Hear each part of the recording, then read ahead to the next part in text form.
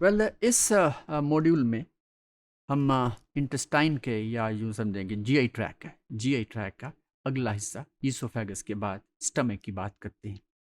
तो स्टमक एक बहुत ही इम्पॉर्टेंट जीआई ट्रैक का हिस्सा है और ये वर्टिब्रेट्स के अंदर स्टमक कैसा होता है इसकी एनाटॉमी कुछ डिस्कस करेंगे और कुछ थोड़ी सी दैट उसकी हिस्टोलॉजी भी यानी कि सेलुलर लेवल पे भी बात करें। तो structure of the stomach, this is the mammalian stomach is a muscular distendable that is sac, यानी that means कि जैसे जैसे इसके अंदर फूड डालते जाते हैं या फूड खाते जाते हैं तो ये बड़ा भी होता जाता है, इसलिए हम इसको कहते हैं डिस्टेंसिबल। और इसके अंदर मस्कुलर, इसके अंदर भी मसल्स की वॉल्स के अंदर मसल्स भी हैं। तो the stomach is made up of an inner mucous membrane containing thousands of gastric glands। और ये चीज़ जो है ये हम हिस्टोलॉजिकली जब हम इसको डिटेल में देखते हैं तो वी कैन सी कि ये गैस्ट्रिक ग्लैंड्स जो हैं वो किस शक्ल में हैं, वो कैसी हैं। Now these gastric glands are composed of 3 types of cells, जिसमें पेराइटल सेल्स हैं जो secrete solution containing HCl। Then chief cells they secrete pepsinogen. अब पेप्सिनोजन जो है ये इनएक्टिव फॉर्म है। जब इसके अंदर it is then converted into pepsin, तो ये पेप्सिन का प्रीकर्सर है। Precursor as long as the pepsinogen is in this form it is inactive, और जो ही it is converted into pepsin तो ये एक्टिव हो जाती है। और this is due to the elimination of amino acids. वो तो सो now both of these cells are they are found in the pits of gastric glands। ये हम देखते हैं कि ये पिट्स के अंदर ये पाए जाते हैं ये cells which are said to be the chief cells। then the mucus cells, the mucus cell they secrete, जैसा कि नाम से जाहिर है ये म्यूकस सिक्रीट करती है। और इसमें स्पेलिंग्स भी देख लीजिएगा। अगर हम म्यूकस सेल्स की जिक्र करना है तो MUCOUS है, और जब इसके अंदर सिक्रीशन प्रोड्यूस होती है तो that is MUCUS। that coats the surface of the stomach, inner surface, क्योंकि ताकि ये इसकी अपनी वॉल्स जो हैं वो डाइजेस्ट ना होने पाए। तो it is the mucus which protects the underlying cells of the stomach। Now the esophagus and mouth have much smaller mucus cells layer। तो ये इसकी जो लेयर है इसमें म्यूकस मेम्ब्रेन की, ये भी ईसोफेगस में बहुत कम है और इसी तरह इस माउथ के अंदर भी बहुत कम है, लेकिन ये स्टमक के अंदर बहुत बहुत ही एक वाज़ेह लेयर है। अब उसके बाद functions of the stomach. The mammalian stomach has 3 main functions. इसके अंदर स्टोरेज है। First, stores and mixes the food bolus receives from the stomach, that is the food receives from the esophagus। तो इसके muscles जो हैं दे contract and relax, और इसके वैसे भी अगर हम सरफेस देखें, अंदरूनी सरफेस देखें, तो इसके अंदर रिजेस हैं। और ताकि ये फूड जो है वो इस एंजाइम्स के साथ या फिर HCl के साथ जो प्रोड्यूस होता है इस सेल्स के अंदर सेल से, और ताकि फूड के साथ वो मिक्स हो जाए। और अगर कोई उसको यानी जिसे कहते हैं चर्निंग मूवमेंट्स, तो चर्निंग मूवमेंट्स होती हैं, ब्लेंडिंग होती है इसके अंदर, ताकि ये फूड बिल्कुल एक जैसा होमोजीनियस हो जाए। फिर ये अगले हिस्से में जाता है which is the duodenum after passing through the sphincter. Now second is secrete substances, और ये सब्सटेंसेस क्या हैं? एंजाइम्स हैं, म्यूकस है और HCl है। और इसके अंदर ये HCl अच्छा खासा प्रोड्यूस होता है और स्टमक के अंदर फिर pH 3 तक पहुंच जाती है। वो इसलिए क्योंकि पेप्सिन जो एंजाइम है that acts best at acidic, highly acidic pH।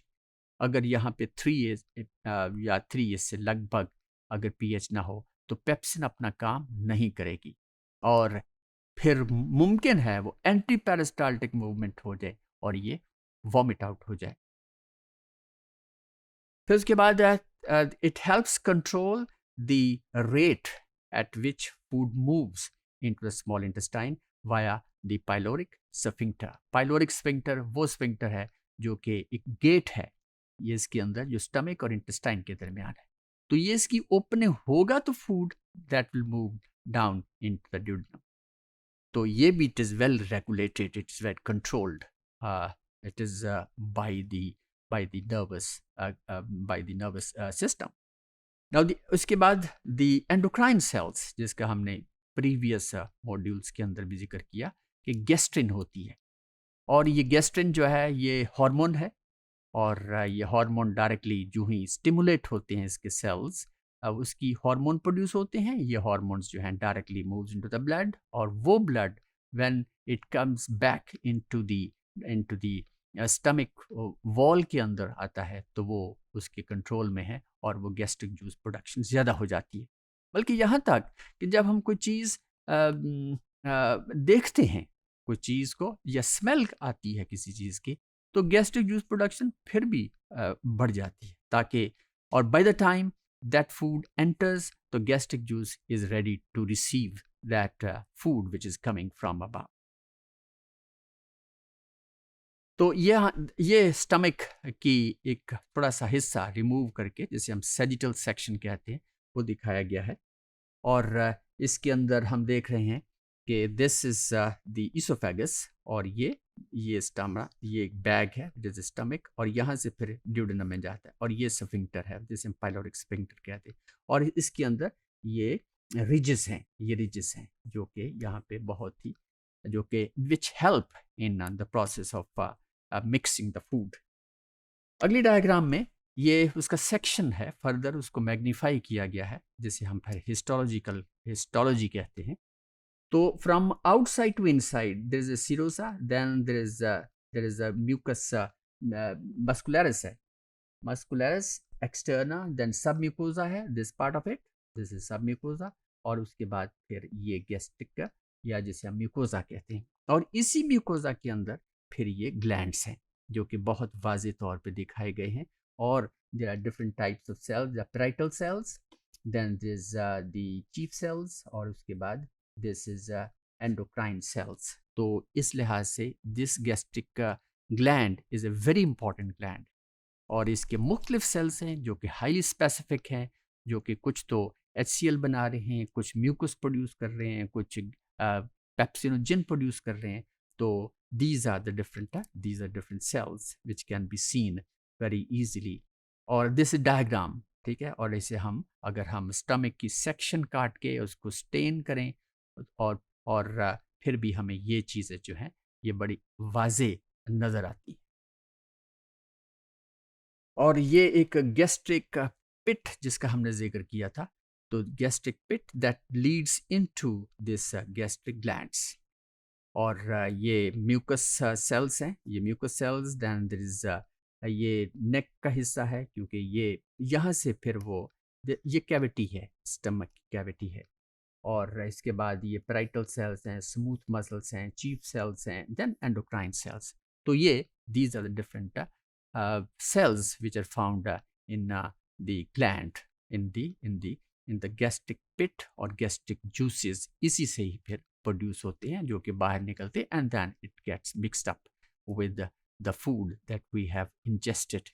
और जिसकी डाइजेशन का प्रोसेस शुरू से यानी स्टार्ट है, और यहाँ पे फर्दर यानी प्रोटीन डाइजेशन जो है वो होती है।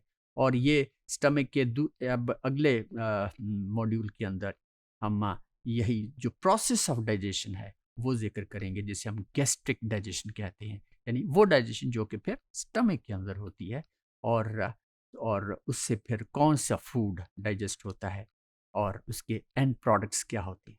So this is all about the stomach anatomy जो समझें, और हिस्टोलॉजी है जिसका स्ट्रक्चर देखा है कि स्टमक के अंदर असल में है क्या। So this is all about this module।